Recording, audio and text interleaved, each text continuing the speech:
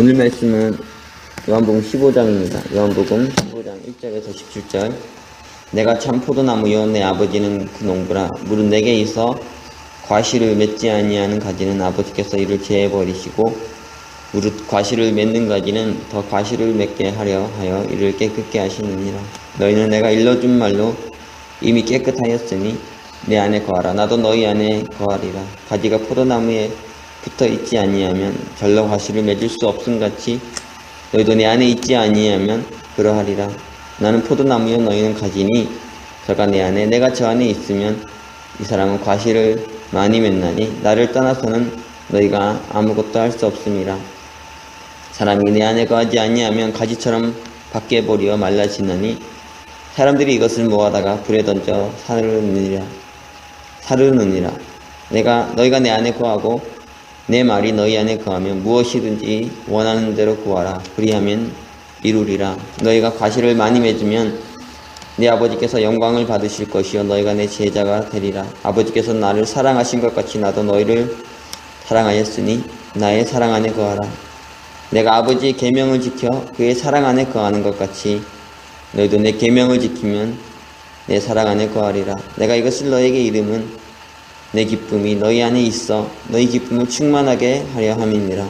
내 계명은 곧 내가 너희를 사랑한 것 같이 너희도 서로 사랑하라 하는 이것이니라. 사람이 친구를 위하여 자기 목숨을 버리면 이에서 더 큰 사랑이 없나니 너희가 나의 명하는 대로 행하면 곧 나의 친구라. 이제부터는 너희를 종이라 하지 아니하리니 종은 주인이 하는 것을 알지 못함이라.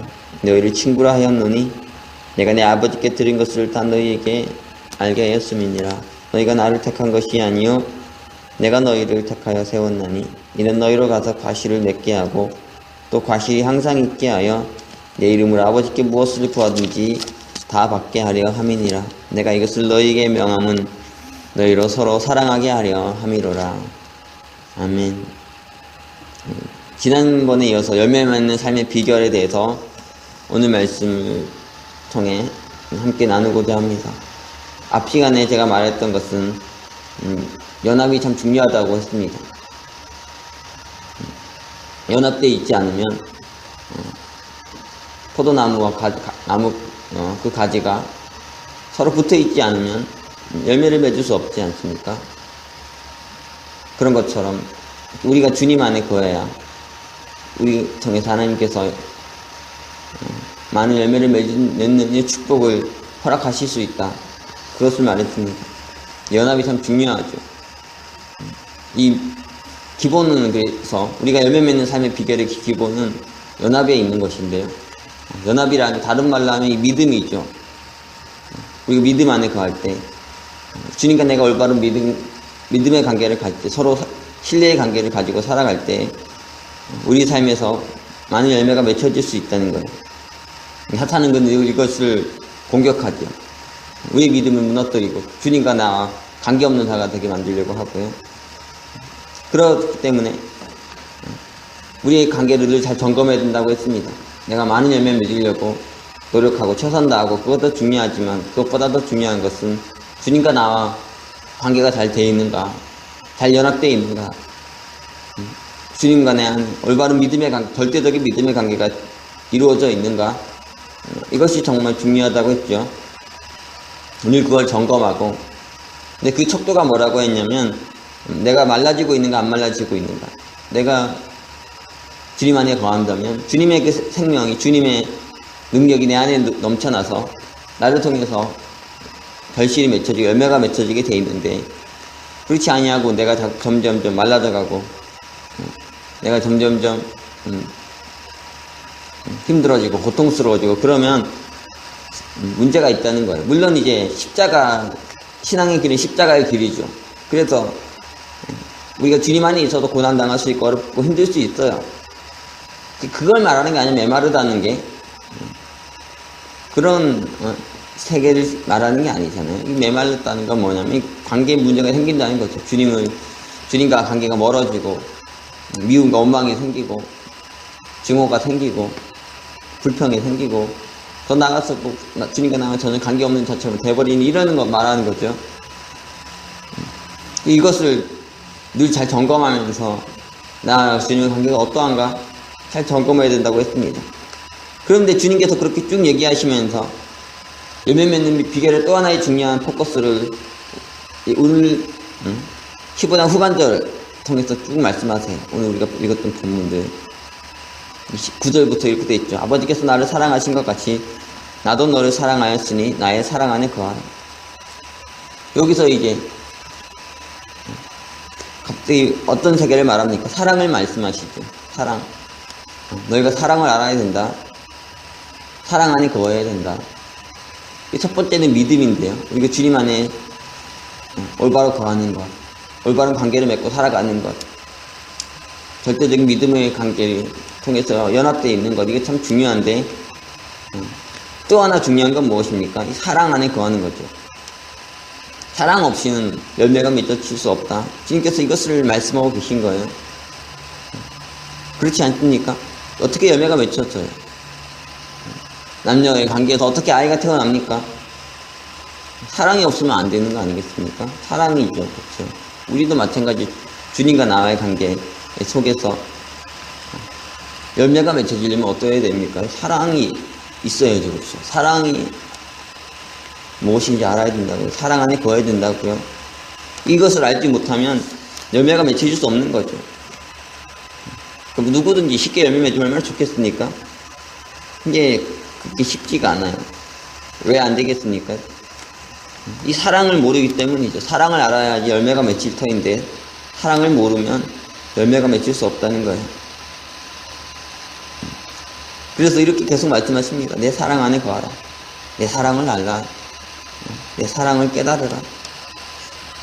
이 예수님의 사랑 말이죠. 이 하나님의 사랑, 이것을 알아야 된다는 거예요. 세속적인 그 사랑이 아니라 신적인 사랑, 하나님의 사랑, 아가페라 그러는데요.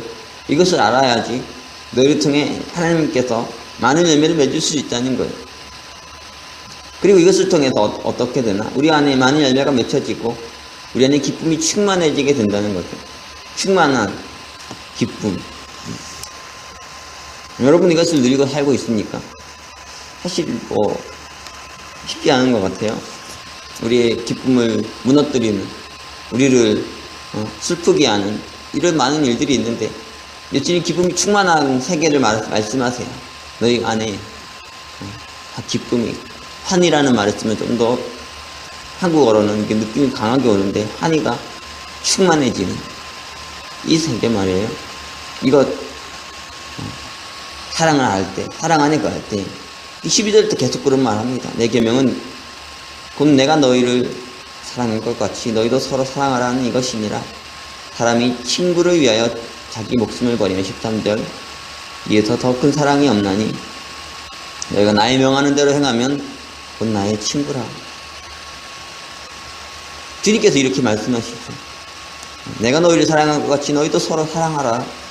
이것을 너희가 알 때 너희를 통해 하나님께서 열매를 맺게 하실 것이다. 너희 삶에 열매가 있고 너희 삶에 축복이 있고 너희 삶에 영광이 있고 너희 삶에 기쁨이 있을 것이라고 말씀하세요. 그런데 이 사랑은 어떤 사랑입니까? 친구를 위해서 자기 목숨을 버리는 그런 사랑이죠. 감정에 따라서 말이에요. 네가 너무 좋고 감정이 끌려서 좋아하는 그런 게 아니에요. 주님께서 말씀하신 이런 사랑은 부부가 말이야 눈이 맞아가지고 막 끌리고 이런 게 아니죠. 남녀가 이렇게 된 사랑을 말하는 게 아니에요. 그런 감정적인 사랑 그것이 아니고 자기 목숨을 버리는 사랑을 말하는 거예요. 내 목숨을 누군가를 위해서 내 목숨을 내줄 수 있는, 내 목숨도 아깝지 않은. 여러분 이런 사랑을 하고 삽니까? 우리가 신앙하면서 그렇죠. 위기가 무엇입니까? 사랑이 없어져 가는 거죠. 사랑이 메말라 가는 거예요. 점점점 사역을 하고 하나님 일을 하면서 점점 이게 짐이 되고 의무가 되고 그렇게 될 때 정말 문제가 되죠. 이 사랑인데, 사랑의 세계인데 이것은 신앙의 세계는 그 사랑을 알고 그 사랑을 드러내고 실천하면서 그렇게 살아가야 되는데요. 사랑이 메말라가면 망하는 거죠. 죽는 거예요. 우리 안에 사랑이 충만해야 돼서 그 사랑이 얼마만큼 충만해야 되냐면 친구를 위해서 목숨까지 버릴 수 있을 정도로, 기꺼이 내 목숨을 줄 수 있을 정도로, 이런 희생의 사랑을 희생할 정도로 사랑이 넘쳐나야 된다는 거예요. 대가가 있는 사랑이 아니에요. 무슨 대가가 옵니까? 내가 죽는데. 내가 죽으면 끝이잖아요. 그렇죠? 내가 죽는데 그가 어떻게 나에게 뭘 돌려줄 수 있겠어요? 나는 그냥 죽고 끝나는 거예요. 대가 없는 사랑이죠. 그러니까 뭐 조건이 있는 사랑이 아니고 그저 그를 사랑해가지고 너무너무 사랑해서 주고 또 주고 다 주어서 그렇게 주고 죽어버리는 거예요. 동물의 세계에도 보면은 정말 감동적인 이야기들이 정말 많아요. 새끼들을 낳는데 어떻게 하면 그 새끼가 나오면서 자기가 죽어요. 뭐 물고기 중에서도 연어나 이런 물고기 있잖아요. 정말 온 신의 힘을 다해가지고 올라와가지고 새끼를 낳고 죽어버립니다. 뭐 자기를 새끼들이 먹이로 주는 동물도 있고요. 사마귀는 수컷이 안 퍼서 먹이가 되잖아요. 막 끔찍하다 그러는데 그렇게 먹히는 이유가 있는 거죠. 그렇게 먹는 이유가 있는 거고, 그래서 새끼를 위해서 그렇다고, 생명을 위해서 자기 목숨을 내놓아요. 그게 얼마나 어렵습니까? 사람이 다 자기가 살고 싶지. 다 살고 싶어서 비겁해지는 거 아니냐고요. 그 사람은 죽어도 나는 살아야 되겠고, 나는 살아야 남을 희생시켜야 되겠고, 다 그런 길이 아니겠냐고. 세상에 모든 타락의 길이라는 게. 그런데 다른 사람을 위해서, 그것이 친구든 자기 자손이든 누구든지요, 내 목숨을 버린다는 거, 내가 죽는다는 건 이게 얼마나 어려운 경기입니까? 얼마나 힘든 경기냐고요. 주고 또 주고 떠져서 결국은 내가 없어져 버리는, 내가 죽어버리는 그 경기. 이것이 참 사랑이라는 거, 이것이 하나님의 사랑이고, 이것이 아가페라는 거죠. 신적 사랑. 이 사랑을 모르고서는 열매를 맺을 수 없다는 거예요. 뭐 쉽게 해가지고 쉽게 되면 얼마나 좋겠습니까? 막 이 정도 좀 투자했는데 그 이상의 수십 배의 결실이 막 돌아오면 좋아요. 그러나 성경이 우리에게 말해주고 있는 사랑은 그런 게 아니죠. 십자가가 우리에게 말해주고 있는 사랑은 그런 게 아니에요. 이것은 조건 없는 사랑이고 대가 없는 사랑이고 무조건적인 사랑이고, 그를 위해서 그저 그가 너무 사랑해서, 그가 너무 귀해서, 귀하지 않아도 사랑하는 것이 사랑할 수밖에 없는 그런 사랑이죠. 그렇게 사랑할 때 많은 열매가 맺혀질 수 있다는 거예요. 우리 신앙에서도 정말 어려운 게 무엇입니까? 사랑을 아는 게 참 어려워요. 다른 것이 문제가 아니고 사랑을 알아야 되고 사랑을 실천해야 되는데, 그 사랑이 충만해야 되는데 그렇지 않으니까 문제죠. 그러니까 열매가 없어요. 열매를 말이죠, 어금니 깨문다고 막 노력한다고 생기면 정말 좋겠지만 그게 아니니까. 열매 세상에 있는 나무로도 받아요. 어떻게 하면 많은 열매가 맺힐 수 있나? 그 나무를 정말 사랑할 때, 물론 이제 돈을 사랑해가지고 나무에게서 많은 열매 따려고 할 수도 있지만, 많이 맺고 많이 팔아보면 많은 대가가 돌아오니까.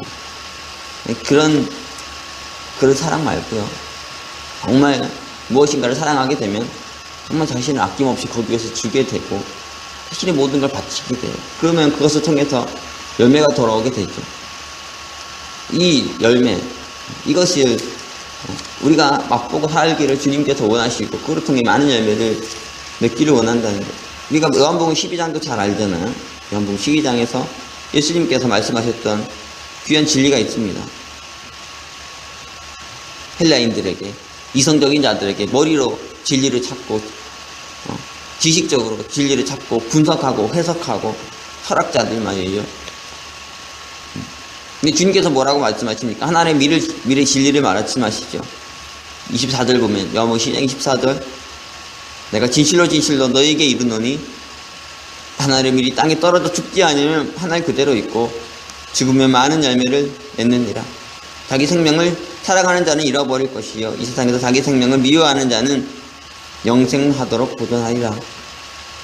하나의 밀이 땅에 떨어져 죽지 않으면 그대로 있죠. 열매 맺으려면 어떻게 되면 죽어야 된다는 거예요. 죽음을 알고, 희생을 알고, 사랑을 알아야 된다는 거죠. 그래야지 많은 열매를 맺을 수 있다는 거예요. 여러분이 정말 많은 열매 맺는 삶을 살기 원한다면 예수님을 따라 살아야죠. 예수님처럼 살아야 됩니다. 예수님의 사랑을 실천하며 살아야 돼요. 다른 말로 사랑을 알아야 되죠. 사랑을 알고 사랑을 깨닫고 사랑을 주고받으며 그렇게 살아야 됩니다. 사랑으로 충만해져야 돼요. 이것을 모르면 그 어떤 열매도 맺힐 수가 없는 거죠. 그래서 주님은 말씀하시는 거예요. 너희가 사랑을 알아야 된다. 그리고 내 사랑 안에 거해야 된다. 내 사랑 안에 거하며 내가 내게 준 그 사랑을 네가 네 형제에게 줄 수 있을 때, 네 친구에게 줄 때, 네 옆에 있는 사람에게 줄 때 그것을 통해서 많은 생명이 맺혀지게 될 것이고 많은 열매가 맺혀지게 될 것이다. 이 세계를 말씀해 주시는 거예요. 여러분이 왜 삶에 열매가 없습니까? 왜 여러분 삶에 기쁨이 없습니까? 다 따지고 보면 이게 문제죠. 그렇죠? 다른 게 문제가 아니에요. 여러분 열심히 안 해서 문제가 아니고 열심히 초점이 잘못되어 있다고 무엇을 위한 열심인지 무엇을 위한 노력인지 그것이 잘 안 돼 있으니까 문제인 거죠. 사랑을 알고 사랑을 실천하기 힘써야 되는데 그렇지 않고 오히려 신앙생활을 하면 할수록 하나님 사랑에서 멀어지고 사랑이 뭔지도 모르고 사랑을 깨닫지도 못하고 그 주님의 사랑 안에 거하지 못하니까 많은 문제들이 생기게 되는 거예요. 기독교의 진리의 최고 복음은 무엇입니까? 사랑이죠. 그렇죠? 사랑을 알아야 돼요. 제가 이전에 어떤 비유를 들었던 적이 있습니다. 사랑이 없는 지식은 아무것도 아니라는 것을 아주 쉽게 설명할 수 있어요. 칼을 보면은 칼은 어떤 것입니까? 우리가 지식을 추구하면 칼을 알 수 있죠. 그렇죠? 칼은 자르는 도구에 찌르는 도구고 뭐 이런 도구로 쓰는 거. 이게 지적이죠. 진리라는 거. 이거는 누구나 조금만 머리가 있는 사람이라면은 다 알 수 있어요. 칼 한번 써보면은 이것이 무엇에서 쓰는 물건인 거 해보면 알 수 있잖아요. 그런데 거기에서 끝이 아니죠. 진리를 알았는데 더 중요한 건 그걸 어떻게 쓰느냐예요. 진리를 알았다면 첫 번째 진리 알았어요. 아, 칼은 자르거나 찌르거나 이렇게 쓰는 거구나. 이 진리를 알았는데 두 번째 게 쓰는 거잖아요. 사용해야 되는데 어떻게 사용하느냐는 사랑의 영향을 받는다고. 어떤 사람은 사랑이 많은 사람은 그 칼을 가지고 바위를 갖다서 친구들에게 줄 수 있고 음식을 만들어서 줄 수도 있고 수술을 해서 사람 살릴 수도 있고 그러지만 어떤 사람은 이 칼을 자르고 찌르는 데다 알아가지고 사람 죽이는 데 쓰고요. 이런 차이가 나타나잖아요. 지식을 아는데 지식 다음에는 뭐가 필요합니까? 사랑을 알아야 되잖아요. 사랑을 알고 사랑을 따라서 지식을 쓸 수 있어야지 그 사랑이 온전케 되는 거라고.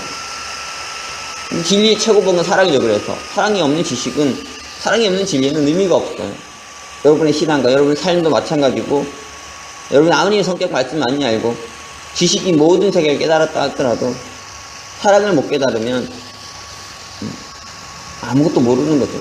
아무것도 깨닫지 못하는 거예요. 그리고 여러분이 아는 지식을 가지고 하나님을 기쁘시게 하는 하나님 원하시는 그런 결식 열매를 맺을 수 없죠. 오히려 사람을 죽이고 병들게 하는 이런 일들을 할 수 있다는 게 무슨 열매야 생명이 아니라 죄와 사망의 이런 죽음의 길을 열 수 있는 것이 아니겠습니까?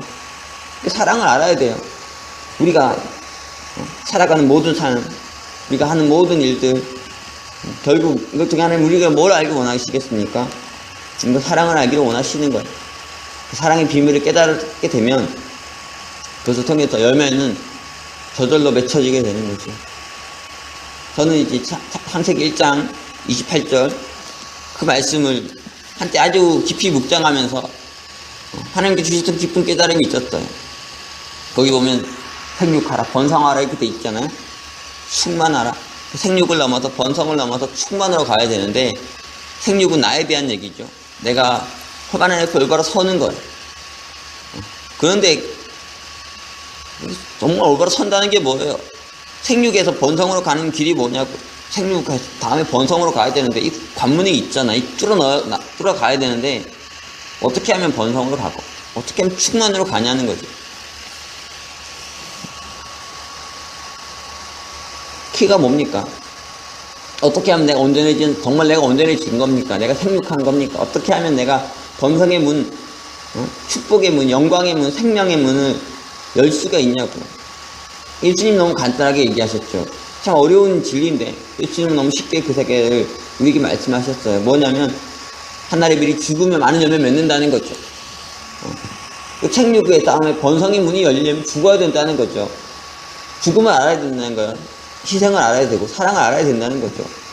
이게 안 열리면은 생육에서 번성으로 못 가는 거예요. 다른 말로 하면 내가 진정으로 생육한 게 아닌 거죠. 내가 진정으로 온전해진 게 아니에요. 그래서 늘 다음 단계 넘어가지 못하고 그 단계에 갇혀가지고 뱅뱅뱅 돌게 되는 거죠. 오늘 말씀 여러분 다시 한번 깊이 묵상해 보시고요. 여러분의 신앙에 무엇이 문제인가? 여러분이 내 삶을 살고 있다면, 여러분이 기쁨이 없다면, 여러분이 열매가 없다면 왜 그런 것인가? 한번 깊이 묵상해 보십시오. 저도 다시 한번 이 말씀을 묵상하면서 이 말씀을 통해서 지혜를 받고 깨달음을 얻어서 기쁨으로 충만한, 열매로 충만한 그런 삶을 살기 원하는데요. 여러분도 이런 은혜를 오늘 말씀 통해서 다시 한번 깊이 누리는 귀한 말씀이 되실 수 있기를 기도합니다. 우리가 본문 마지막으로 한 번만 더 읽죠. 10절부터 14절까지 그리고 17절입니다. 15장 10절부터 14절까지 그리고 17절 함께 읽으면서 오늘 말씀 맺겠습니다. 내가 아버지의 계명을 지켜 그의 사랑 안에 거하는 것 같이 너희도 내 계명을 지키면 내 사랑 안에 거하리라. 내가 이것을 너희에게 이름은 내 기쁨이 너희 안에 있어 너희 기쁨을 충만하게 하려 함이니라. 내 계명은 곧 내가 너희를 사랑한 것 같이 너희도 서로 사랑하라 하는 이것이니라. 사람이 친구를 위하여 자기 목숨을 버리면 이에서 더 큰 사랑이 없나니 너희가 나의 명하는 대로 행하면 곧 나의 친구라. 17절 내가 이것을 너희에게 명함은 너희로 서로 사랑하게 하려 함이로라. 아멘. 우리가 사랑을 알고 서로 사랑하는 그러므로 많은 열매를 맺는 그런 축복된 삶을 살아갈 수 있기를 기도합니다. 이렇게 기도하겠습니다. 사랑의 주님, 우리의 삶에 기쁨이 넘치기를 원하고 우리 삶에 열매가 넘쳐나기를 풍성하기를 원하오나 그리고 메말라가고 우리가 빈궁에 열매 없는 인생을 살 수밖에 없는 모든 이유는 우리가 사랑을 알지 못하기 때문이라 주님 말씀하십니다. 그 사랑은 감정적인 에르스의 사랑이 아니라 그것을 넘어서 있는 친구를 위해서 나의 목숨까지 내어줄 수 있는 희생의 사랑임을 주님은 우리에게 말씀하십니다. 우리가 그 사랑을 알아야 그 사랑을 깨달아야 그 사랑을 실천해야 우리를 통해서 많은 열매가 맺어질 수 있다. 주님 말씀하셨습니다. 주님 우리가 이 신앙의 길을 걸어가며 사랑을 알게 해주시옵소서.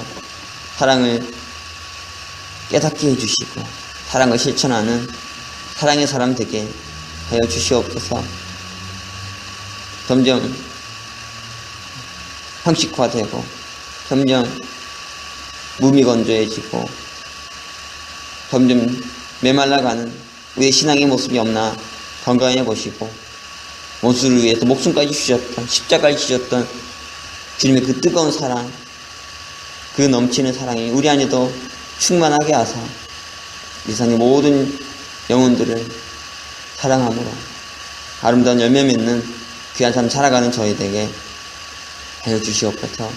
주님을 닮아가게 하시고 주님의 참된 제자 되게 하여 주시옵소서. 귀한 말씀 다시 한번 깊이 묵상하는 가운데 우리 삶에 우리의 존재에 변화가 오게 하시고 주님의 영광 드러내는 귀한 삶 살아가는 저희 되도록 인도하여 주시옵소서. 모든 말씀 감사드리며 예수 그리스도 이름으로 기도합니다. 아멘.